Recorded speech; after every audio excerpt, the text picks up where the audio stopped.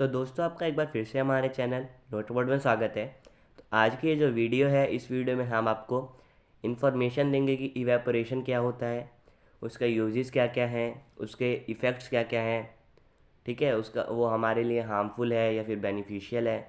Class 9th की जो book है साइंस की, उसमें इसका छोटा सा टॉपिक दिया है, लेकिन आज की वीडियो में हम आपको इसका पूरा एक्सप्लेनेशन बताएंगे कि किस तरीके से ये प्रोसीजर होता है। ठीक है, और जो भी इसके इफ़ेक्ट्स हैं, जो भी इसके यूजेस है, वो भी हमने अच्छे से लिख रखे हैं, तो वो भी हम आपको इस वीडियो में दिखाएंगे। तो पूरी वीडियो एंड तक देखिएगा। चलिए वीडियो शुरू करते हैं। तो सबसे पहले इवेपोरेशन होता क्या है? The process of a liquid changing into vapour state और gaseous state even below its boiling point is called evaporation. आपको पता होगा कि जो लिक्विड है वो गैस में कब चेंज होता है? उसके बॉइलिंग पॉइंट आने के बाद। लेकिन इवेपोरेशन एक ऐसी प्रोसेस है जहाँ पर जो लिक्विड है वो अपने वेपर स्टेट में चेंज कब हो सकता है? अपने बॉइलिंग पॉइंट से कम में भी चेंज हो सकता है। ठीक है, मान लीजिए वाटर का बॉइलिंग पॉइंट है 100 डिग्री सेल्सियस, आपको पता होगा। ठीक है, मान लीजिए 70 डिग्री सेल्सियस है। उस टाइम पे क्या है, वो गैस स्टेट में चेंज हो सकता है। किसकी वजह से? इवेपोरेशन की वजह से। तो इवेपोरेशन वो प्रोसेस है जिससे कोई लिक्विड अपने गैसियस स्टेट में जाता है और अपने बॉइलिंग पॉइंट से कम में जा सकता है या फिर बॉइलिंग पॉइंट पे जा सकता है।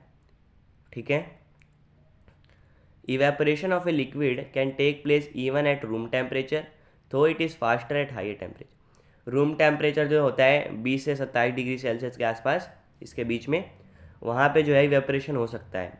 लेकिन अगर टेम्परेचर हम हाई कर देंगे तो ये जो है इवेपोरेशन वो और जल्दी होगा। ठीक है, फिर इसके यूजेस क्या हैं वो आप देख लीजिए। In summers the water level decreases in containers if left out in open.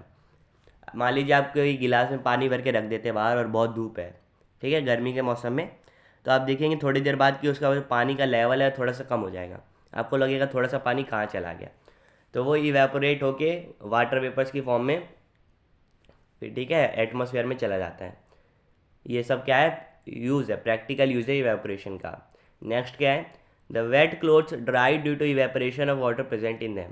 जब हम कपड़े धोते हैं फिर सुखाते हैं तो उसमें जो वाटर होता है वो इवेपोरेट हो जाता है, इसलिए जो गीले कपड़े हो जाते हैं वो सूख जाते हैं, क्योंकि इसमें जो जितना भी वाटर होता है सब इवेपोरेट हो जाता है। कोई वाटर नहीं बचता तो फिर वो सूख जाते हैं। ठीक है, rain water puddles also dry up because of evaporation of water. Rain water puddles क्या होते हैं? जब बारिश होती है कहीं कहीं तो गड्ढा बन जाता है, तो वहाँ पे जो पानी जमा हो जाता है वो भी जल्दी सूख जाता है कुछ दिनों में, आपने देखा होगा। क्यों? क्योंकि वहाँ पे भी क्या होता है? इवेपोरेशन।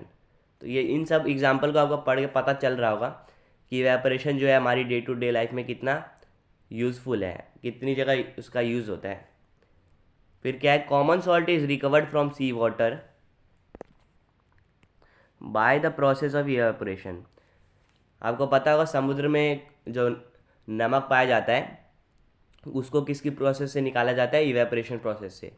ठीक है, उसको लाया जाता है, फिर उसको इवेपोरेट किया जाता है। सारा जो पानी होता है समुद्र के पानी का वो उड़ जाता है, इवेपोरेट हो जाता है, और जो बाकी नमक बच जाता है उसको फिर प्योरीफाई करके कॉमन सॉल्ट बन जाता है। ठीक है, फिर ये होता कैसे? हाउ इवेपोरेशन टेक्स प्लेस, पहले मैं पढ़ देता हूँ फिर आपको समझा दूंगा। Some particles in a liquid always have more kinetic energy than the others. Liquid में देखो बहुत सारे पार्टिकल्स होते हैं, उसमें से जो कुछ पार्टिकल्स होते हैं उनकी काइनेटिक एनर्जी क्या होती है? दूसरों से ज़्यादा होती है।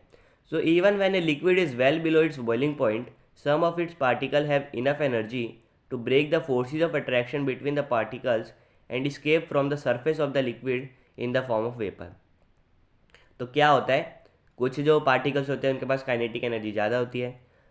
अगर कोई लिक्विड है वो अपने बॉइलिंग पॉइंट से बहुत कम, बहुत नीचे भी है, ठीक है, तो क्या होता है कि उसके कुछ पार्टिकल जो होते हैं उनके पास इतनी एनर्जी होती है कि जो फोर्स ऑफ अट्रैक्शन है उनके बीच में, उसे तोड़ के वो निकल जाता है सरफेस से लिक्विड की।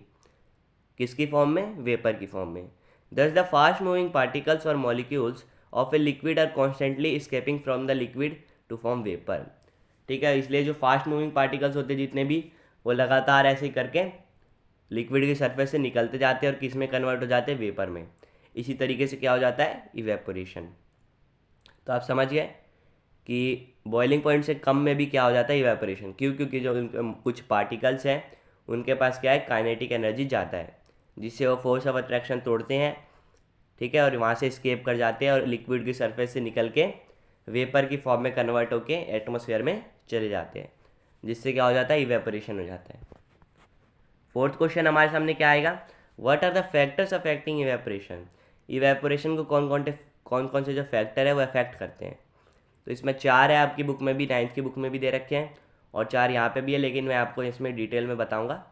तो पहला होता है temperature, directly proportional to rate of evaporation, यानी कि टेम्परेचर बढ़ाएंगे तो रेट ऑफ इवेपोरेशन बढ़ेगा।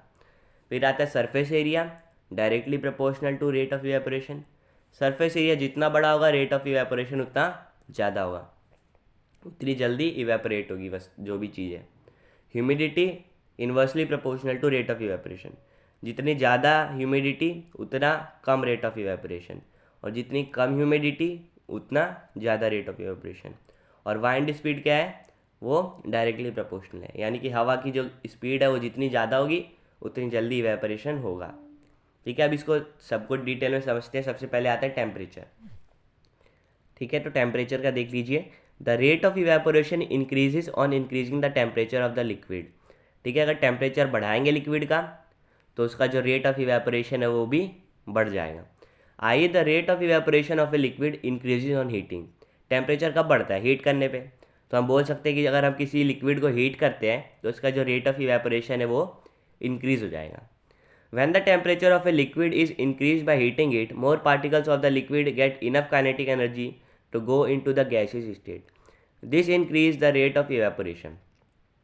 ठीक है, जब हम हीट करते हैं तो उसके कुछ पार्टिकल्स जो होते हैं उनके पास पहले से ही काइनेटिक एनर्जी होती है, लेकिन जब हीट करते हैं तो और जितने भी पार्टिकल्स होते हैं, ज़्यादातर पार्टिकल्स, उनके पास इतनी काइनेटिक एनर्जी आ जाती है कि वो गैसियस स्टेट में चले जाए।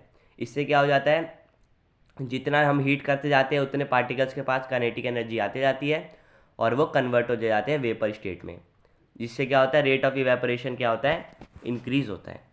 दस the rate of evaporation of a liquid can be increase by heating it. ठीक है, अगर किसी लिक्विड का रेट ऑफ इवेपोरेशन इंक्रीज करना है तो क्या करना पड़ेगा, उसको हीट करना पड़ेगा। The rate of evaporation of a liquid becomes maximum at its boiling point. उस लिक्विड का जो बॉइलिंग पॉइंट है वहाँ पे जो रेट ऑफ इवेपोरेशन होता है वो क्या होता है, सबसे ज़्यादा, यानी कि मैक्सिमम। ये भी आपको याद रखने वाली बात है। फिर जो आता है नेक्स्ट फैक्टर वो है surface area of the liquid. The rate of evaporation increases on increasing the temperature of the liquid. Liquid का टेम्परेचर जितना बढ़ाएंगे उतना उसका जो इवेपोरेशन का रेट है वो इंक्रीज होगा। उसी तरह जैसे हमने अभी पढ़ा था, अगर उसका सरफेस एरिया भी हम बढ़ाएंगे तो उससे क्या होगा, उससे भी उसका जो है क्या कहते हैं, इवेपोरेशन का रेट है वो भी इंक्रीज होगा। ठीक है, यानी कि दोनों डायरेक्टली प्रोपोर्शनल है। आगे देख लीजिए, if the surface area of a liquid expose to the air is increase, the rate of evaporation of the liquid increases. ठीक है, अगर कोई लिक्विड है उसका सरफेस एरिया ज़्यादा है और इसको हमने एयर की प्रेजेंस में रख दिया, जिससे क्या होगा, उसका इवेपोरेशन का जो रेट है वो भी इंक्रीज हो जाएगा, क्योंकि हमने सरफेस एरिया इंक्रीज कर दिया। सरफेस एरिया इंक्रीज करने से क्या होता है, इवेपोरेशन इंक्रीज होता है। In our daily life we spread out the wash wet clothes while drying to increase their surface area for the rapid evaporation of water present in them, which leads to quicker drying of wet clothes. हमने भी देखा होगा, जब हम कपड़े धो के जब हम टांगने जाते हैं तो क्या करते हैं कि उसे फैला देते हैं, जिससे क्या होता है, उसका सरफेस एरिया बढ़ जाता है।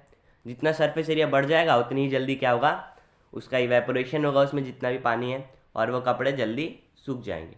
ठीक है, चलते हैं आगे। अब आया सरफेस एरिया का नेक्स्ट एप्लीकेशन क्या है, कहाँ यूज़ है। After in the wet roads dry quickly because there rain water is spread over a large area of road.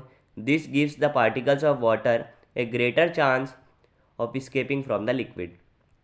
आपने देखा होगा बारिश के बाद क्या होता है कि पानी गलियों में भर जाता है, लेकिन जैसे ही बारिश रुकती है कुछ देर बाद वो क्या होता है, पानी गायब हो जाता है। ऐसा क्यों, क्योंकि जो पानी है वो पूरे रोड के सरफेस एरिया पे, रोड का सरफेस एरिया थोड़ा बड़ा होता है, तो जो पानी है वो पूरे में डिस्ट्रीब्यूट हो जाता है, पूरी तरीके से स्प्रेड हो जाता है, जिससे क्या होता है, उसका जो रेट ऑफ इवेपोरेशन है वो इंक्रीज हो जाता है, जिससे उसके जो पार्टिकल्स हैं उसको एक चांस मिल जाता है कि वो लिक्विड स्टेट से जल्दी एस्केप करके गैसेस स्टेट में चले जाए और रेट ऑफ इवेपोरेशन इंक्रीज हो जाए और जितना भी पानी था वहाँ पे सब सूख जाए। ठीक है, ठीक है, फिर ये हमारा जो कंक्लूजन क्या आता है इससे, कि the rate of evaporation of a liquid can be increased by increasing the surface area of the liquid. यानी लिक्विड का जितना ज़्यादा सरफेस एरिया कर देंगे उतनी जल्दी इसका जो इवेपोरेशन होगा। फिर आता है ह्यूमिडिटी ऑफ एयर। ह्यूमिडिटी क्या है? The amount of water vapours present in air is represented by term called humidity. ठीक है, एयर में जितने अमाउंट ऑफ वाटर है उसको क्या कहते हैं? ह्यूमिडिटी। उसको एक टर्म दे दी गई है जिसको कहते हैं humidity. When the humidity of the air is low then the rate of evaporation is high. जब जो हवा में वाटर वेपर्स कम होते हैं, ठीक है, यानी ह्यूमिडिटी उसकी कम होती है, तो क्या होता है? रेट ऑफ इवेपोरेशन ज़्यादा होता है। And water evaporates more readily. ठीक है, और जो वाटर है जल्दी जल्दी इवेपोरेट होता है। इन कंडीशंस में क्या होता है? Sweat from our body evaporates readily and we feel cool and comfortable. The wet clothes dry quickly in low humidity of air. जब ऐसी सिचुएशन होती है, यानी कि हवा में वाटर वेपर कम है, ठीक है, यानी कि आर्द्रता कम है या नमी बोल लीजिए कम है, तो क्या होता है? ह्यूमिडिटी कम होती है। ह्यूमिडिटी कम होती है तो क्या होता है कि इवेपोरेशन का जो रेट है वो इंक्रीज हो जाता है, जिससे जब हमारी शरीर को पसीना आता है तो जल्दी इवेपोरेट होता है और हमें क्या लगता है? कूल लगता है और हमें आरामदायक लगता है, कंफर्टेबल लगता है। इसी तरीके से क्या होता है, जो गीले कपड़े हम सुखाने के लिए डालते हैं, अगर हवा में जो है ह्यूमिडिटी कम है तो कपड़े जो है जल्दी सूख जाएंगे, लेकिन अगर हवा में वाटर वेपर ज़्यादा है, नमी ज़्यादा है, तो उन्हें सूखने में टाइम लगेगा। When the humidity of air is high, then the rate of evaporation is low. अगर हवा की ह्यूमिडिटी अगर ज़्यादा है, उसमें वाटर वेपर ज़्यादा है, तो इवेपोरेशन का जो रेट है वो कम होगा। And the water evaporates very slowly. ठीक है, जब ह्यूमिडिटी हाई होती है तो वाटर जो है बहुत स्लोली इवेपोरेट होता है, यानी कि रेट ऑफ इवेपोरेशन जो है वो डिक्रीज होता है। जब सर्दियों के देखो, गर्मियों का जब कुछ महीने बीत जाते हैं तो जून जुलाई के टाइम में क्या होता है? जो ह्यूमिडिटी है वो एयर की वो इंक्रीज़ हो जाती है, जिससे क्या होता है कि लोगों को बहुत ज़्यादा पसीना आता है उस समय में। लेकिन क्या है कि जो वो स्वीट होता है, जो पसीना होता है, वो इवेपोरेट नहीं होता जल्दी, क्योंकि उस टाइम में होती है ह्यूमिडिटी ज़्यादा ह्यूमिडिटी, यानी कि रेट ऑफ इवेपोरेशन कम। तो जो पसीना है वो जल्दी इवेपोरेट नहीं होता और जिससे क्या होता है? हमें अनकंफर्टेबल फील होता है। ठीक है, अब आता है नेक्स्ट फैक्टर, जो लास्ट फैक्टर है, वाइंड स्पीड। ये विंड स्पीड बोल लीजिए, हवा की गति। The rate of evaporation of a liquid increases with increasing wind speed. जितनी ज़्यादा हवा की स्पीड होगी उतनी ज़्यादा रेट ऑफ इवेपोरेशन होगा। When the speed of wind increases the particles of water vapour move away with the wind, decreasing the amount of water vapour present in the surrounding. This increases the rate of evaporation of water. मैंने आपको बताया जैसे कुछ particles के बाद क्या होता है? काइनेटिक एनर्जी पहले से होती है, तो ब्रेक करके स्केप करके क्या लिक्विड की सरफेस से स्केप करके वेपर स्टेट में चले जाते हैं और वो जमा कहाँ होते हैं? एटमॉस्फेयर में।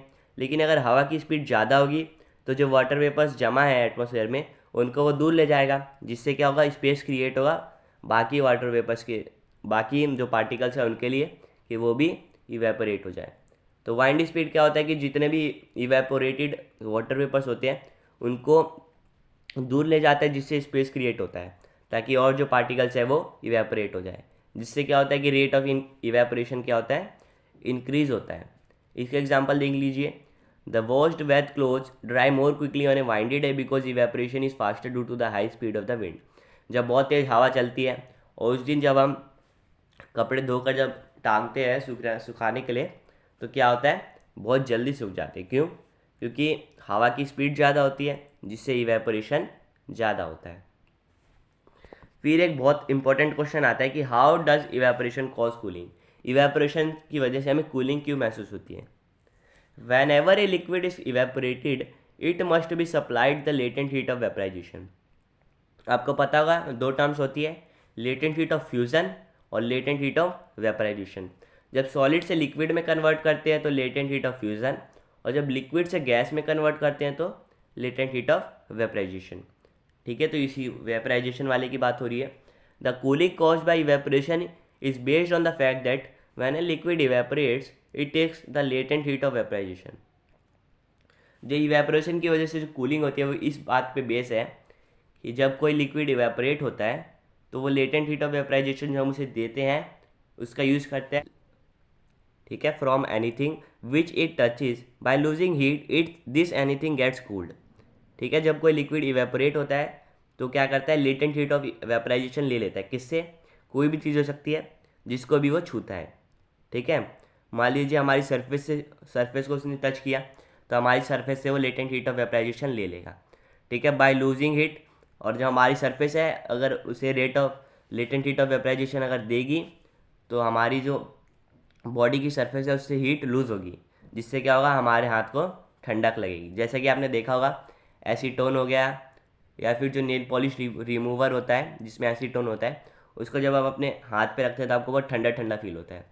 क्यों? क्योंकि वो आपके हाथ से लेटेंट हीट ऑफ वेपराइजेशन ले लेता है, और जिससे क्या होता है, हमारी हाथ से हीट लूज हो जाती है और हमें ठंडा महसूस होता है। Some examples of the cooling caused by evaporation. Evaporation की वजह से जो कूलिंग होती है इसके बहुत सारे एग्जाम्पल है, बहुत सारे, लेकिन हमने कुछ लिए हैं इंपॉर्टेंट एग्जाम्पल्स, वो आप देख लीजिए। सबसे बड़ा एग्जाम्पल तो ये है कि जब गर्मियों का दिन होता है तो हम पानी को क्या कहते हैं, मटके में रखते हैं, जिसको अर्थन पोट कहते हैं या फिर पिक्चर कहते हैं, टू मेक इट कूल। ठीक है, मटके में रहते हैं क्योंकि वो कूल हो जाए। इवेपोरेशन की वजह से क्या होता है, कूलिंग। इसका एक सबसे बड़ा आप बोल सकते हैं कि यूज़ है इवेपोरेशन का। सेकंड क्या है, eight many places people often sprinkle water on the ground in front of their homes during the summer water evenings. जब देखो गर्मियों की शाम होती है तो कई जगह क्या होता है, लोग अपने घरों के सामने पानी छिड़कते हैं। क्यों? ताकि इवेपोरेशन जो है ज़्यादा हो और जो वहाँ का उनके घर के आसपास का जो एरिया है वो ठंडा हो जाए, क्योंकि इवेपोरेशन की वजह से कूलिंग इफेक्ट आता है। थर्ड क्या है, water वेपराइजिंग from the leaves of trees also cool the surrounding air. ठीक है, जो पेड़ की पत्तियों से जो वाटर वेपराइज हो रहा है वो सराउंडिंग एयर को कूल करता है। फोर्थ क्या है, पर्सपिरेशन, जिसको हम कहते हैं स्वीटिंग, यानी पसीना आना, is our body's method of maintaining a constant temperature. यह हमारी बॉडी का एक मेथड है जिससे क्या होता है कि कांस्टेंट टेम्परेचर मेंटेन रहता है। इसमें भी वही इफेक्ट है, ठीक है, इवेपोरेशन का। पांचवा है, we should wear cotton clothes in hot summer days to keep cool and comfortable. हम जो गर्मियों का जब सीज़न आता है तो अब हम कॉटन के कपड़े पहनते हैं ताकि जो हमारा बॉडी है वो कूल रह सके और हमें कंफर्टेबल फील हो। सिक्स्थ है, a fan increases the rate of evaporation of sweat from our skin. जो फ़ैन होता है यानी कि पंखा, वो क्या करता है, हमारी स्किन से जो पसीना निकलता है, पसीने का जो मिक्सचर निकलता है, उसका जो रेट ऑफ इवेपोरेशन है वो तेज कर देता है, जिससे क्या होता है, and makes us feel cool and comfortable, जिससे हमें बहुत कंफर्टेबल फील होता है। ठीक है। सेवेंथ है, a desert cooler cools better on a hot and dry day. एक डेजर्ट कूलर जो होता है वो हॉट और ड्राई डे पे क्या करता है, सबसे अच्छा कूल करता है। ठीक है, क्योंकि उस दिन हवा में ह्यूमिडिटी बिल्कुल नहीं होती, जिससे बहुत अच्छी तरीके से वो कूल कर पाता है। फिर है हमारा लास्ट टॉपिक जो, how does evaporation is beneficial for us.